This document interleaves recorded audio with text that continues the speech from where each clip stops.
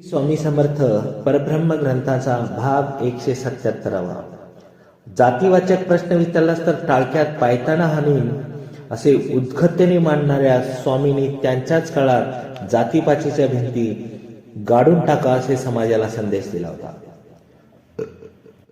स्वामी चोळाप्पाला आपल्या 7 जन्माचा सोबती समजत होते, पण चोळाप्पाप्रमाणे सुंदराबाई ही स्वामींना जवळची होती. साक्षात परब्रह्मावर अधिकार गाजवणारी ती एकच भक्त होती. स्वामी सुंदराबाईच्या म्हणण्यालाच कधीही नकार देत नव्हते. तिने उठ म्हणताच उठत होती आणि निज म्हणताच निजत होते. सुंदराबाईच्या लहरीवरच ते जेवत होते आणि तिने नको म्हणताच जेवत नव्हते. सुंदराबाईला पैशाचा नैवेद्य दाखवल्याशिवाय कोणीही स्वामी समर्थापुढे जाऊ शकत नव्हते, इतका तिचा प्रभाव होता. म्हणूनच एका भक्ताने सुंदराबाईला पैसे न देता जेव्हा स्वामी पुढे 2 पेढे ठेवले, तेव्हा रागाने सुंदराबाईने साक्षात स्वामींनाच गळा पकडला. ते पेढे नाही खायचे. ज्यांची संपूर्ण जगावर सत्ता होती ते आपल्यावर सुंदराबाईची सत्ता चालवून घेत होते. सुंदराबाईची पूर्वपुण्याई एवढी होती की स्वामींच्या दर्शनाला जो कोणी येत होता त्याची मनोमन एकच इच्छा असायची की त्याने आणलेला नैवेद्य स्वामींनी उष्टवावा. परंतु यासाठी ज्या ज्या भक्ताला सुंदराबाईचे पाय धरावे लागत होते.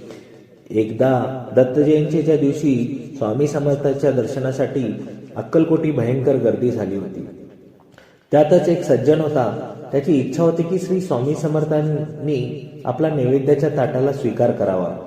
त्या सज्जनाने सुंदराबाईला 2 रुपये देण्याचे कबूल केले होते आणि त्याबद्दल सुंदराबाईने त्याने आणलेल्या नैवेद्याचा एक घास तरी स्वामींनी मुखाला लावण्याची हमी दिली होती. दिवस डोक्यावर आला. हळूहळू मावळू लागला. रात्र झाली.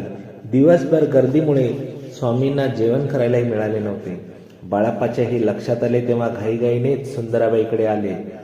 सुंदराबाई त्यावेळी आपल्या नातवाला भरवीत होती. बाजूलाच त्या सज्जन गृहस्थांचे स्वामीसाठी आणलेले नैवेद्याचे ताट तसेच पडून होते. सुंदराबाई, स्वामींना भूक लागली असेल. सुंदराबाई चटपट आवरले आणि खाली ठेवलेल्या नैवेद्याचे ताट उचलले होते. ते सकाळपासून तसेच पडून होते. बाळाप्पाला आश्चर्य वाटले. हे ताट हो का? सुंदराबाई, ते थंड झाले. सुंदराबाईने बाळाप्पाकडे एका नजरेची कटाक्ष टाकला होता आणि स्वामींना जाऊन थंड अन्न भरवले. स्वामींनी आणि मुक्काटपणे खाल्ले होते. ते त्रिवार म्हणाले, आता काय नवाब झाले. ऐकताच बाळाप्पाला रडू कोसळले होते आणि स्वामींचे पाय धरून रडत स्वामींची माफी मागितली होती. यानंतरची कथा पुढील भागात. श्री स्वामी समर्थ.